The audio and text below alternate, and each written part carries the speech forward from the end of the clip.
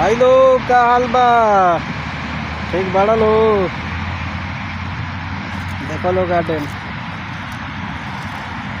देख लो एक से एक गार्डन बाबे, नज़ारा देखे लग बा एमे।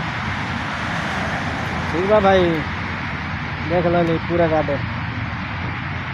आओ लो यही में टहल लो, जिम कर लो, जाके फिर सूझ जा लो। ठीक बा भाई, देख लो जहाँ तक नज़र जाता।